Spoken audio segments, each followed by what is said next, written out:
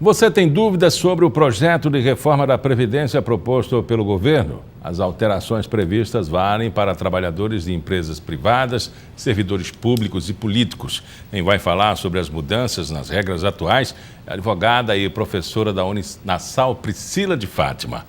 Por que militares e policiais ficaram de fora? Foi até uma reivindicação por se tratar de, digamos assim, de pessoas especiais dentro das suas funções.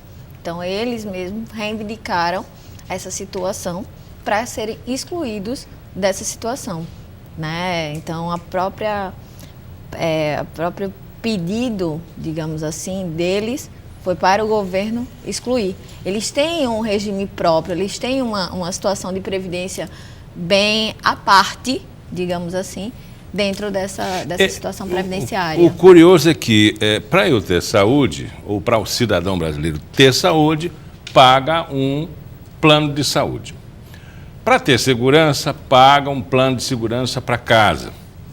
E ele não pode se livrar da Previdência, porque saúde, segurança e aposentadoria eu posso pagar por fora também. Por que eu não posso sair do regime do governo? O regime ele é obrigatório, sempre foi. Né? O governo institucionalizou isso e, felizmente, digamos assim, a única garantia que a gente tem para o futuro, né, da gente se aposentar, desculpe a redundância, mas é a partir desse momento que a gente tem algo para se ficar na vida, né, e garantir um sossego lá na frente. Agora, falando em trocadilho, a única certeza que a gente tem na vida é de que vai morrer. Não é? Não é verdade? É verdade. E a outra certeza agora é que a gente não vai se aposentar antes de morrer. Está muito pesada a carga para o trabalhador. 49 anos de trabalho, 65 anos de vida. Você precisa começar a trabalhar com o quê? Com 14? 16, né? 16 anos. 16 anos. Pelos nossos cálculos básicos, seriam exatamente começar a partir do jovem aprendiz, né? E aí ele está empurrando e dizendo, olha, pobre, povo, você não pode se formar, você não pode crescer, porque a partir de 16 anos, se você quiser se aposentar, um dia, doente, carente, sem condições de comprar remédio, aí você vai se aposentar pela Previdência. Estão dizendo isso. A gente tinha um regime com 30 anos, 35, né? Professores que são especiais, né? Também estão nessa leva de, digamos assim, de modificações.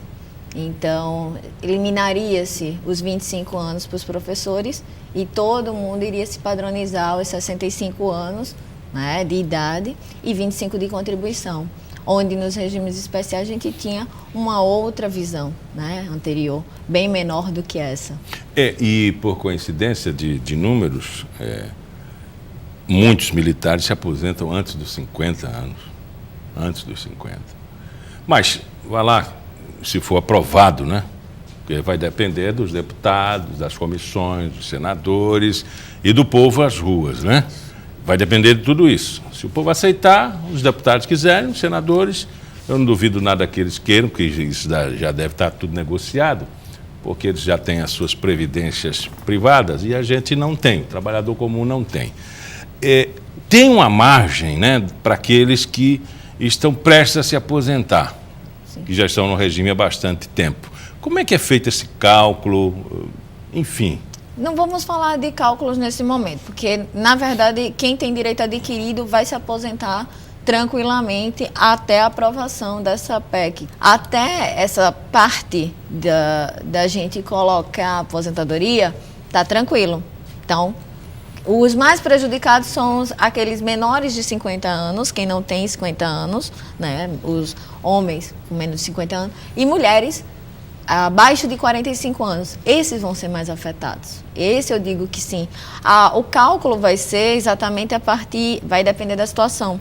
Então, a gente vai ter mais ou menos uns 50% a partir de então, né, 71% da aposentadoria, e isso a gente vai ter que ver o regramento de quantos anos e o que foi contribuído durante a sua escala de 25 anos. O que é que sustenta a Previdência? Até para a gente ter um controle de que o que é isso? Que dívida é essa que a gente precisa pagar? Na verdade, quem sustenta a Previdência são todos os trabalhadores, né? Nós, trabalhadores, contribuímos exatamente para ter o retorno necessário lá na frente. Então, os contribuintes obrigatórios, os contribuintes facultativos, esses aparecem sim como o nosso pilar. Eles, nós, todos, servidores públicos, professores, todos, eles são extremamente fundamentais na contribuição e nessa manutenção da Previdência. E de repente se descobre que ela não é superavitária, de que eu não acredito que uma questão social deva ter superávit ou déficit, né? Ela tem que ser equilibrada. De repente se descobriu que existe um rombo. Ora, quando foi criada, ela não teve uma margem de cálculo com uma estima de 20, de 50 anos à frente? Devia ter, né? Isso é com o passar do tempo, né, Miguel? A gente sabe que trabalhar em cima de um salário mínimo, atualizando-se o salário mínimo para quem está na ativa e um percentual muito mais baixo para quem está na inativa é um pouco complicado. Mas sempre foi assim. O aposentado sempre teve uma atualização de salário bem abaixo. Muito bem abaixo. Muito abaixo. Então, ou seja, não pesou mais, porque a contribuição subiu. Porque o salário mínimo sobe a contribuição. E o salário do aposentado, o pensionista, ele não consegue nem acompanhar o salário mínimo. Mas a gente tem no regime ainda assim os beneficiários, que são aqueles chamados LOAS, que não contribuem para a Previdência, e mesmo assim, pela Seguridade Social, a gente vai ter a situação. Mas não entra no cálculo da aposentadoria. Não da aposentadoria. Porque é um benefício. Mas né? a gente está falando da situação do contra, digamos assim, da balança de dois pesos de quem realmente contribui à Previdência para quem recebe a Previdência. Agora, é difícil imaginar que, evidentemente, deve acontecer muitos questionamentos, mas se quem se sentir prejudicado, não é, pode já entrar na Justiça? Não, porque não está aprovado. Mas a partir da aprovação, pode entrar na Justiça? Há uma questão de discussão, sim, para que seja verificado o levantamento ideal. Como falei, como a gente vai ter afetação direta de quem, homens, a menos de 50 anos, terão essa situação, e mulheres com menos de 45, já vai entrar nos cálculos normais. Não tem como. Pela PEC 287, né, que a gente está em questão de 2016. A PEC é diferente da nova proposta ou é a mesma coisa? Não, é a mesma com algumas alterações pequenas. Porque já tinha um cálculo de aposentadoria pendente desde um projeto de uma emenda que Sim. a Dilma tinha colocado em discussão. Houve algumas alterações, sim. Houve, sim. Algumas alterações. Pequenas, mas houve. E essa dependência vai tudo transitar em julgado e passar por uma banca de advogado até chegar ao STF. Bom, se é que deve existir STF até lá, né? Verdade, que a gente vai ter que verificar. A grande questão a partir de agora são os cálculos de pensão por morte, né? Que essa PEC vem proporcionar o mínimo que se é proposto por cada dependente. Isso, muita gente está, digamos assim, em dúvida. Seria 10% por dependente? Exatamente, até que este dependente complete 18 anos de idade. Ou seja, 50% da pensão, mais 10% por dependente. Por dependente, exatamente. Tem gente que vai ficar, se tiver um dependente, com 60%. Exatamente. E aí a gente vai ficar num limite a qual o governo instituiu. Não é um sacrifício, não é um arroxo muito grande para o povo?